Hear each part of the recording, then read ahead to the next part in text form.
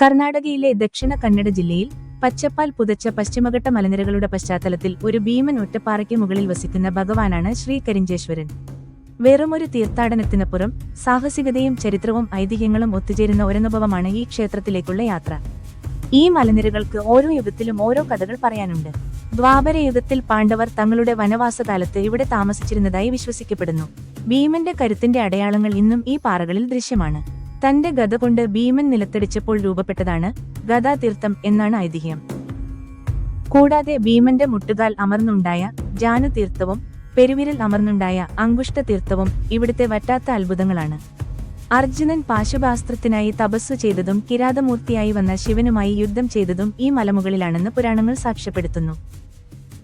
ക്ഷേത്രത്തിന്റെ താഴെ നിന്ന് മുകളിലേക്ക് നോക്കുമ്പോൾ ആകാശത്തോളം ഉയർന്നു നിൽക്കുന്ന പാറക്കെട്ടുകൾ കാണാം. കുന്നിന്റെ മധ്യഭാഗത്തായി പാർവതി ദേവിയുടെയും ഗണപതിയുടെയും സന്നിധിയുണ്ട്. അവിടെ നിന്ന് മുകളിലേക്ക് ശിവക്ഷേത്രത്തിലേക്ക് പോകാൻ കുത്തനെയുള്ള പടികൾ കയറണം. ആകെ 555 അധികം പടികൾ താണ്ടി മുകളിലെത്തുമ്പോൾ ലഭിക്കുന്ന ആ കാഴ്ച സമാനതകളില്ലാത്തതാണ്. താഴെ നേത്രാവതി നദി ഒഴുകുന്നതും ചുറ്റുമുള്ള നിബിഡ വനങ്ങളും ഒരു ക്യാൻവാസിൽ വരച്ച ചിത്രം പോലെ നമുക്ക് മുന്നിൽ തെളിയും. മഴക്കാലമാണെങ്കിൽ കോടമഞ്ഞ് വന്ന് നമ്മെ പൊതിയുന്ന അനുഭവം വിവരണാതീതമാണ്. കരിഞ്ചേശ്വരത്തെ ഏറ്റവും കൗതുകകരമായ കാഴ്ച ഇവിടുത്തെ വാനരന്മാരാണ്. വനവാസകാലത്ത് ശ്രീരാമൻ ഇവിടെ വന്ന് വാനരന്മാർക്ക് ഭക്ഷണം നൽകിയിരുന്നു എന്ന വിശ്വാസത്തിന്റെ തുടർച്ചയായി ഇന്നും ഉച്ചപൂജയ്ക്ക് ശേഷം വാനരന്മാർക്ക് അന്നദാനം നടത്തുന്നു. ഇവിടുത്തെ വാനരന്മാരുടെ നേതാവായ കരിഞ്ചദദ്ദ എന്ന കുരങ്ങൻ പാറപ്പുറത്ത് വന്ന് ഭക്ഷണം കഴിച്ചതിനുശേഷം മാത്രമേ മറ്റു വാനരന്മാർ ആഹാരം തൊടുകയുള്ളൂ. ഈ അച്ചടക്കവും വിശ്വാസവും കാണാൻ നിരവധി സഞ്ചാരികൾ ഇവിടെ എത്താറുണ്ട്. വിജയനഗര സാമ്രാജ്യത്തിന്റെ കാലഘട്ടത്തിൽ നിർമ്മിക്കപ്പെട്ട ശിലാശില്പങ്ങളും കൊത്തുപണികളും ഈ ക്ഷേത്രത്തിന്റെ പഴമ വിളിച്ചോതുന്നു.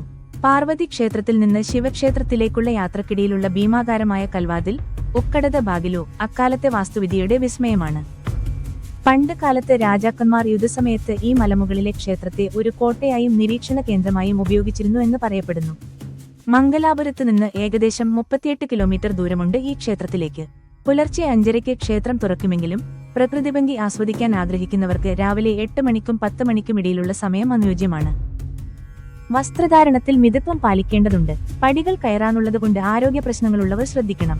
നിങ്ങൾ ഒരു യാത്രാപ്രേമിയാണെങ്കിൽ, പ്രകൃതിയുടെ ശാന്തതയും ആത്മീയതയുടെ ഊർജ്ജവും ഒരുപോലെ ആഗ്രഹിക്കുന്നുണ്ടെങ്കിൽ കരിഞ്ചേശ്വരം നിങ്ങളെ നിരാശപ്പെടുത്തില്ല.